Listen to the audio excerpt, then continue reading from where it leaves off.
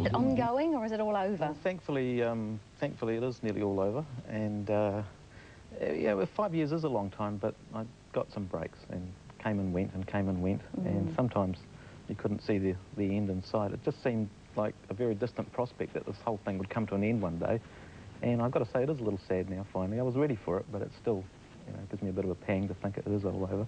So how did it come about, Costa? Why? Me shooting behind the scenes? Well, I felt like this was going to be an unprecedented adventure, that it was going to be something that none of us would ever see again, and I really wanted to be part of it in some way. And this is some of your footage now, isn't it?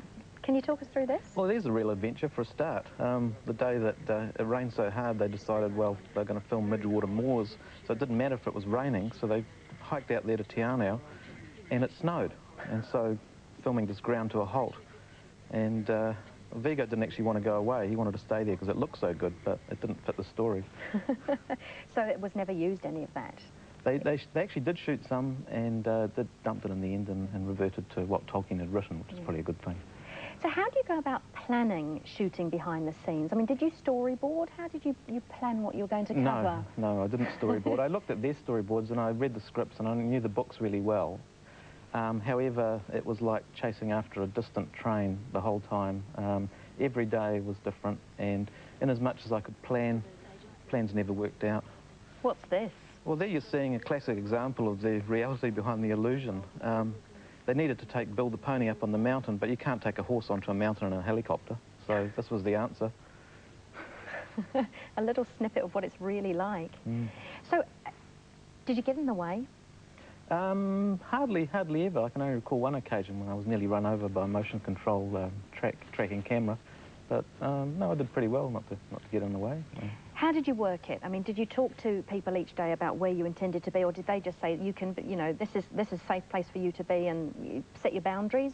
How did it work? Yeah, well, we talked to the assistant directors, obviously, and I had an assistant, Hayley French, who worked with me, and she shot an awful lot of what we did. Each day you just took it as it came, literally. I mean, you'd sort of know roughly what was going to happen, go out there, and of course nothing would happen the way you thought it would. And every day I just walked out on there and kind of made it up. I mean, the thing you have to bear in mind is that there's nothing more boring than being on a film set. It's one of the most awesomely boring places on earth, even on Lord of the Rings. So the challenge every day was to go out there and make it up as you went along, and shoot enough stuff from as many different angles as you could, and talk to people, interview them, and come up with something interesting that shed some light on some facet of the production. I was going to ask you how you managed to keep it interesting. Yeah, so every day was kind of like a little adventure. I kept it fresh for myself by doing just that. And so, you know, one day you'd shoot, I don't know, trees being moved, and another day it would be focused on the makeup, and another day it would be on something else. And the thing with Rings, it had so many different disciplines, so many different crafts involved, and so many different people. Some days, you know, I think the height of it, we had 2,500 people on the ground. And, you know, that's just raw spectacle, which is interesting in itself. But other days you'd shoot little small things. And well, there's a bit of raw spectacle up at the Ruapehu.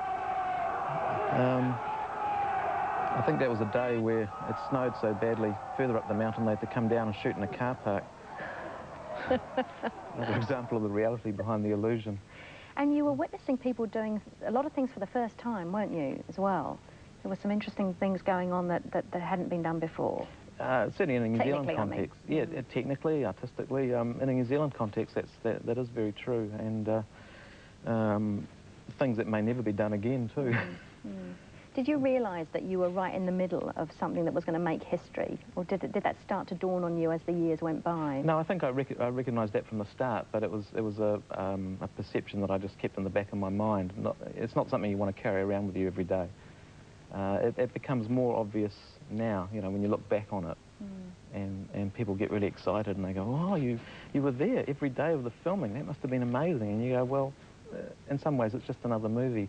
It's only amazing really when you look back on it and you look at some of the material that's been put together out of the footage, and some of the understanding that comes out of that. So where has your footage been used? It's been used everywhere, in the most unlikely places. The studio have put it into promotional material, they've put it into commercials, they've put it into you know, all that kind of stuff. It's ended up on the DVDs, it's ended up on in-flight promotions. The biggest thrill I got was seeing shots that I knew that I had actually personally shot, turning up at the Academy Awards and knowing that footage has been seen by millions. That's mine. I touched that camera, yeah. Now, you've collaborated with Peter Jackson before. Yes, I have. On Forgotten Silver, and we've got a wee clip of that mockumentary just to have a wee look at first. Aged only 12, Colin built his first motion picture camera. Impatient with the hand-crank technology of the time, Colin mechanized his camera with great ingenuity. When Colin rode the bicycle, his camera rolled, thus creating the cinema's first tracking shots.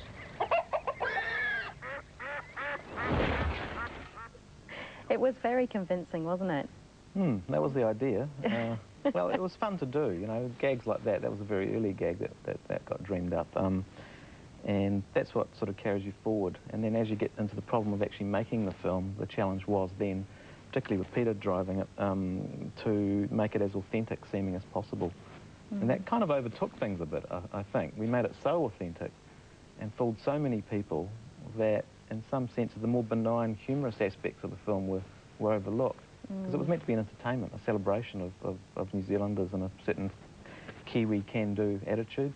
It wasn't designed to fool a lot of people and make them angry, which is sort of what happened. So you were surprised, really, by that Absolutely, response? Yeah. No one believed me when I said so, but I was surprised. I was appalled by it, actually. You know, because we'd made a comedy, I thought. Yeah. How's your relationship with Peter? Well, I don't see him enough now. I see him hardly at all. I mean, he's become this distant demigod. Not in himself. He's still the same old lovable Peter, but he is now part of a juggernaut, you know, and a huge one-man industry, and that's the world he has to inhabit now. I miss him as a friend a lot. You're a director in your own right. Yes. And, I mean, I didn't mean to imply that people had forgotten that, but you've done a lot of work and a lot of short films and things, haven't you? I've struggled over the years to make something every so often, yeah. I think we've got some footage, actually, of Saving Grace that we can show as well. And you might like to just talk us through this. What year was this? What year did you do this? This was made, I think it came out in '98. Yeah, so a few years ago now. Jim Moriarty. Yeah, Jim and Kirsty, I think, in a very difficult film. It's a very confrontational film, very heavy film, and I think it paid for it as a result at the box office. And as we've seen with Mel Gibson, it's tricky when you deal with spiritual or religious subjects. But it was one we all felt passionate about, and we gave it our best shot, and it's there now for all time. What are you working on at the moment? I'm working on my house at the moment. Having a bit of a break? Having a bit of a break, but I'm developing a couple of screenplays and various ideas and you know, distributing my showreel. Can you tell us anything about those? No, it's early days yet. A couple of dramas, feature dramas. I do want to make another feature film. Okay. Without a religious subject. And just briefly, any funny moments, anything particular from the last 5 years that you can recall to share with us?